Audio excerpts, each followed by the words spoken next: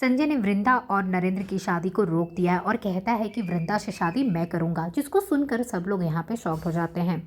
आने वाले एपिसोड में आपको देखने को मिलेगा कि यहाँ पे धनकौर जबरदस्ती वृंदा को खींचकर संजय के सामने से लेकर जाती है और यहाँ पे नरेंद्र से शादी करने की तैयारियां शुरू करवा देती है। पंडित जी से कहती है कि पंडित जी, लड़की आ चुकी है तो शादी जो है वो शुरू कीजिए। पंडित जी यहाँ पे शादी की जो रस्में हैं वो अपनी तरफ से शुरू कर देते हैं, क्योंकि यहाँ पे धनकौर कह रही होती शादी करवाने के लिए। यहाँ पे संजय को लगता है कि पंडित जी ने जो मुझे कहा है मुझे वो करना चाहिए। तभी यहाँ पे संजय पहुँच जाता है शादी के मंडप में। संजय वहाँ पे पहुँचते ही पंडित जी से कहते हैं कि पंडित जी, ये शादी नहीं हो सकती है। तो पंडित जी बहुत ज़्यादा शॉक्ड हो जाते हैं और कहते हैं, तुम ये क्या कह रहे हो बेटा? अगर ये शादी ये नहीं हो सकती, इससे शादी नहीं करवाएंगे तो फिर कौन शादी करेगा वृंदा बिटिया से? तो वो कहते हैं कि वृंदा से शादी मैं करूँगा।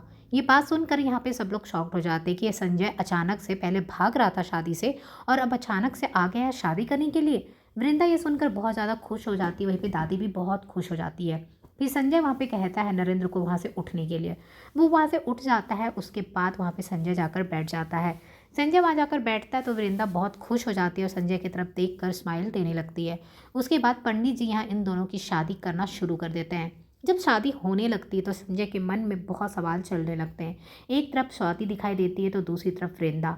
यहाँ वृंदा के साथ जो कुछ अत्याचार हो रहा था उससे बचाने के लिए संजय को ये शादी करनी पड़ रही होती है। तो दूसरी तरफ संजय का प्यार है स्वाति, और स्वाति यहाँ बहुत परेशान हो रही होती है। वो बार बार संजय को कॉल करती है कि संजय कॉल क्यों नहीं उठा। संजय की नज़र पड़ती है कॉल पे और स्वाति का कॉल देखकर वो भी काफ़ी ज़्यादा परेशान हो जाता है कि उसे लगता है कि वो क्या कर रहा है। एक तरफ स्वाति उसका इंतज़ार कर रही है, हमारी शादी फिक्स है, तो दूसरी तरफ मैं वृंदा से शादी कर रहा हूँ।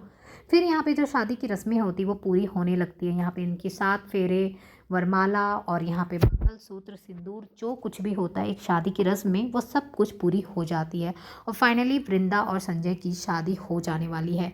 और यहाँ पे देखेंगे दादी बहुत खुश हो जाती है। उसे जो उसका जो ड्रीम था, दादी का जो सपना था, वो पूरा हो जाता है। और वहीं पे वृंदा ने जो हमेशा सपने देखे थे, अपने सपने के राजकुमार को देखे थे, वो सब कुछ उसका पूरा हो जाता है। उसी तरफ स्वाति परेशान होकर घर वालों को कहती कि संजय से बात नहीं हो पा रही, पता नहीं क्या हो गया, मेरा फ़ोन नहीं उठा रहा है। तो यहाँ पे फिर जो बुआ होती है वो उल्टा सीधा कहना शुरू कर देती है और कहती, मैंने तुम्हें पहले ही कहा था ना इनसे दूर रहो, पर तुम मेरी बात सुनने को तैयार नहीं होती हो। और यहाँ पे फिर देखेंगे संजय की माँ को भी बहुत कुछ सुनाने लगती कि आप हैं ही इतनी मनहूस कि आपने जब यहाँ स्वाति से मिली उसके बाद देखो स्वाति का क्या हालत हो गया है, स्वाति कितना परेशान हो गई, उसकी बात संजय से हो नहीं पा रही है, पता नहीं संजय कहाँ होगा, क्या कर रहा होगा, देखो स्वाति कितनी परेशान हो गई। फिर से उसे मनहूस कहते हुए कहती है कि वो स्वाति से दूर रहे, नहीं तो संजय स्वाति का जो रिश्ता है वो खराब हो जाएगा। उसके बाद स्वाति से कहती, तुम अपने घर जाओ, तुम्हारी मम्मी परेशान हो रही है, संजय से जैसे हमारी बात होती ना हम उसे कह देंगे वो सबसे पहले तुमसे बात करे। और इतना कहकर वह स्वाति को भी घर भेज देती है।